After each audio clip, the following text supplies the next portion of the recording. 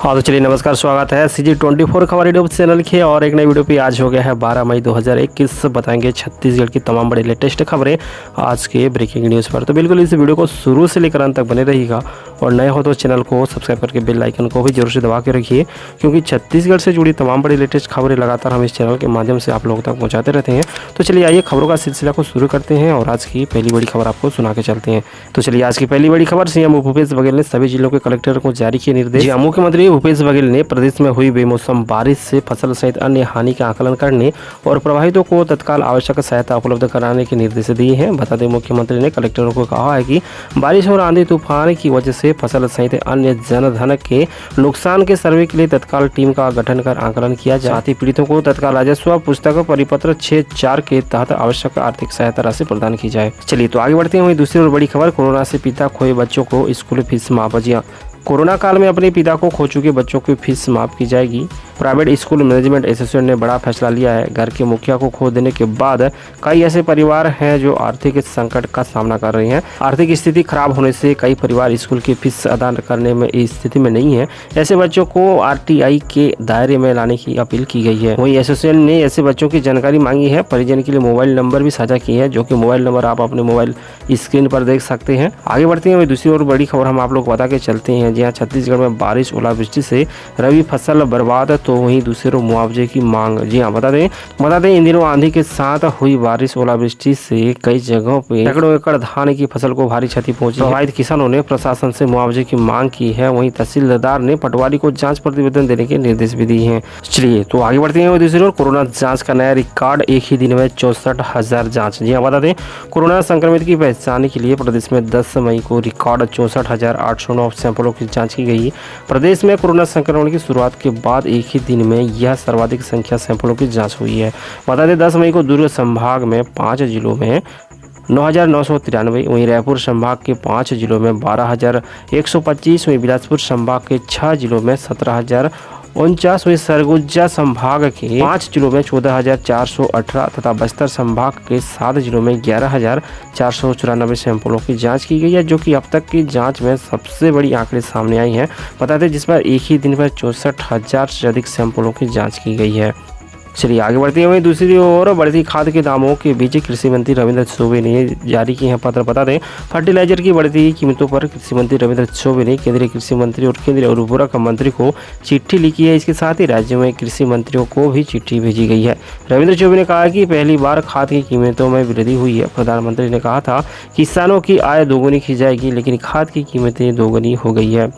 रविंद्र चौबे ने कहा कि मैंने केंद्रीय कृषि और केंद्रीय उर्वरक मंत्री के साथ साथ देश के अन्य राज्य के कृषि मंत्रियों को भी पत्र लिखा है कि खाद की कीमतों में कमी के लिए केंद्र को चिट्ठी लिखें। कीमत कम नहीं हुई तो किसानों को नुकसान होगा। तो चलिए खबरों का सिलसिला को बरकरार रखते हैं और अगली बड़ी खबर आपको सुना के चलते हैं। जी हाँ, वहीं दूसरी ओर छत्तीसगढ़ में बढ़ाया जा सकता है lockdown, PCC chief Mohan Markam ने बता दें सीएम भूपेश बघेल ने मंगलवार को प्रदेश के कांग्रेस से सांसद, विधायक और जनप्रतिनिधियों के साथ वर्चुअल बैठक ली।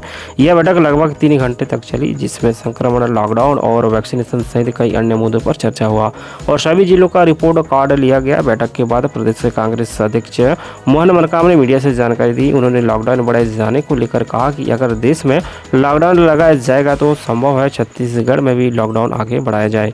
तो चलिए आगे बढ़ते हैं। दूसरी ओर शराब पर सियासत, रामन सिंह बोले दवाओं के लिए लाइन और शराब ऑनलाइन। जी हाँ, छत्तीसगढ़ में शराब का ऑनलाइन मिल रही है। ये सियासी दलों के लिए एक बड़ा मुद्दा बन गया है। प्रदेश के पूर्व मुख्यमंत्री और भाजपा के राष्ट्रीय उपाध्यक्ष डॉक्टर रमन सिंह ने मंगलवार को इस मुद्दे पर एक सोशल मीडिया पर पोस्ट किया।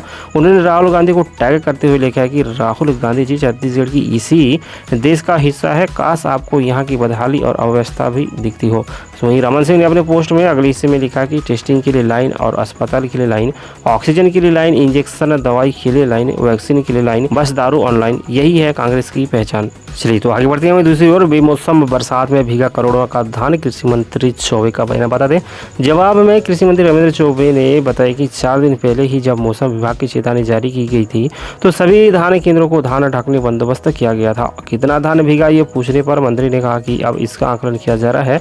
सभी जिलों में बारिश की अलग अलग स्थिति है। केंद्र सरकार ने 60 लाख मीट्रिक टन धान खरीदने का वादा किया था, मगर खरीदी नहीं हुई। इस वजह से प्रदेश में धान बचा हुआ है। अगर केंद्र अपना वादा निभाती तो तो स्थिति नहीं बनती। हमने उपाय के तौर पर लगभग 10 लाख मीट्रिक टन धान नीलामी की है। ज़्यादा नुकसान नहीं हुआ है। हर जिले में कलेक्टरों को नुकसान का आकलन करने को कहा गया है। किसानों को फसलों के नुकसान का भी उचित मुआवजा दिया जाएगा। चलिए, तो वहीं दूसरी आ रही खबर, छत्तीसगढ़ में कम हुआ कोरोना की रफ्तार। चलिए आगे बढ़ते हैं। वहीं दूसरी ओर छत्तीसगढ़ में कोरोना का रफ्तार कम होने की खबर सामने आ रही है। बता दें, छत्तीसगढ़ में कोविड-19 महामारी की दूसरी लहर अब ढलान पर है। राज्य में संक्रमण की दर में कमी आई है।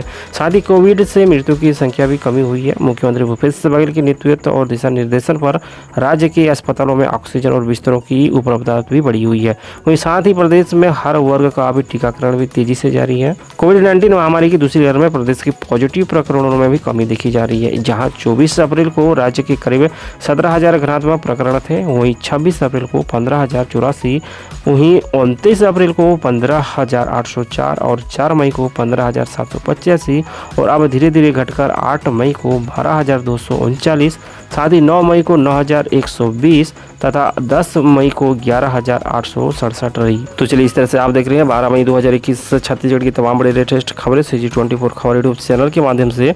और आपने अभी तक हमारे इस चैनल को सब्सक्राइब नहीं किया तो सब्सक्राइब जोर से कर लीजिएगा। वीडियो को लाइक और शेयर भी करके रखिए।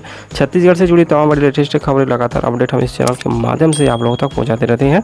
खबरों का सिलसिला को जारी रखते हैं, अगली बड़ी खबर आपको सुनाते हैं। आगे बढ़ते हैं। दरगाह मस्जिद में नमाज पर 5 लोगों को हो सकेंगे शामिल, बड़ी खबर सामने निकल कर आ रही है। बता दें, राजधानी रायपुर में ईद के दौरान कोरोना गाइडलाइन का पालन करना अनिवार्य होगा। छत्तीसगढ़ राज्य वक्फ बोर्ड के इसके निर्देश जारी कर दिए गई हैं। नमाज के लिए दरगाह मस्जिद में केवल 5 लोग शामिल हो सकते हैं। गाइडलाइन का उल्लंघन करने पर कार्रवाई की जाएगी। वहीं अन्य लोग अपने अपने घरों में नमाज अदा करेंगे। आगे बढ़ते हैं और अगली बड़ी खबर आपको सुनाते हैं। जी हाँ, आ रही है दूसरी और बड़ी खबर। जी हाँ, छत्तीसगढ़ के बालोद में बिना सरकारी मदद के नए कोविड सेंटर की शुरुआत की गई है। इसमें 42 बेड ऑक्सीजन युक्त है। नए कोविड सेंटर की विशेषता है कि इसमें सरकारी पैसे का इस्तेमाल नहीं किया गया है। कलेक्टर जन्मेजय महोबे ने बताया कि हम सभी ने सोचा कि जिले में ऑक्सीजन युक्त अस्पताल तैयार करना है और फिर सभी अधिकारी व कर्मचारियों ने सहयोग कर 12 दिनों में अस्पताल की शुरुआत की है। चलिए, तो आगे बढ़ते हैं। वहीं दूसरी ओर कोरोना की तीसरी लहर पर बच्चों के लिए हो सकता है खतरा। बता दें, देश में कोरोना वायरस महामारी की दूसरी लहर जारी है। पहली लहर के मुकाबले दूसरी लहर काफी घातक सिद्ध हो रही है। कोरोना संक्रमित मरीजों की संख्या लगातार बढ़ती जा रही है। वहीं विशेषज्ञों की अभी तीसरी लहर की आशंका जताई है। विशेषज्ञों के अनुसार कोरोना वायरस की तीसरी लहर बच्चों के लिए घातक साबित हो सकती है। जहाँ देश में कोरोना की पहली लहर बुजुर्गों के लिए खतरनाक बनी थी, वहीं दूसरी लहर में युवा आबादी के लिए भी खतरनाक साबित हुई। वहीं विशेषज्ञों की माने तो कोरोना वायरस की तीसरी लहर बच्चों के लिए जानलेवा साबित हो सकता है। विशेषज्ञों ने आशंका जताई कि भारत में कोरोना वायरस की तीसरी लहर सितंबर अंत तक आने की संभावना है। चलिए आगे बढ़ते हैं। दूसरे मौसम का अपडेट आपको बता के चलते हैं। छत्तीसगढ़ में मई में जमकर बरस रही हैं बादल। बता दें, छत्तीसगढ़ के विभिन्न जगह में सुबह से गरज चमक के साथ झमाझम बारिश हो रही है। आकाश में काले घने बादल छाए हुए हैं। यहाँ पिछले 24 घंटे में 32.2 मिलीमीटर बारिश हुई है। यहाँ 2011 के बाद से अब तक मई महीने की किसी भी दिन हुई इतनी बारिश से सर्वाधिक बारिश बताई जा रही है। इससे पहले 2018 में 14 मई को 15.4 मिलीमीटर की बारिश हुई थी, जो कि सर्वाधिक रही थी। अब जो कि नया और अपडेट आंकड़े सामने आ रहे हैं, जिसके तहत ये अनुमान लगाया जा रहा है तक की बारिश का सर्वाधिक आंकड़े बताए जा रहे हैं कि मई के महीने में इस बार सबसे ज्यादा बारिश हो रही है। वहीं ट्विन सिटी की और बात करें तो बारिश की वजह से तापमान में भी गिरावट आई है। लगातार बारिश की वजह से वातावरण में 96% नमी सुबह और शाम को 53% दर्ज की गई। आगे बढ़ते हैं। बिलासपुर की देसी जुगाड़ ऑटो बनैया एम्बुलेंस। जी हाँ, कोरोना संक्रमण के बीच कुछ लोग ऑक्सीजन सप्लाई का काम कर रही हैं। बिलासपुर में ऐसे ही तस्वीरें सामने आई है, जिसमें कोविड संक्रमितों की प्राण वायु उपलब्ध कराने जा रही है। कोई निःशुल्क ऑटो एम्बुलेंस के जरिए जरूरतमंदों को मदद पहुंचा रहा है, तो किसी ने अपने बाइक को ही प्राण वायु देने का जरिया बना दिया है। जहां कोविड संक्रमित की ऑक्सीजन के अभाव से मौत न हो, इसके लिए अनोखी पहल बिलासपुर में शुरू की गई है। तो चलिए, इस तरह से आप देख रहे थे CG24 खबर यूट्यूब चैनल की माध्यम से 12 मई की तमाम बड़ी लेटेस्ट खबरें। और आपने अभी तक इस चैनल को सब्सक्राइब नहीं किया तो सब्सक्राइब जरूर से कर लीजिएगा। वीडियो को लाइक और शेयर भी करके रखिए। छत्तीसगढ़ से जुड़ी तमाम बड़ी लेटेस्ट खबरें और अपडेट के लिए मिलती है अगली वीडियो पर और एक नया अपडेट के साथ। तब तक के लिए नमस्कार।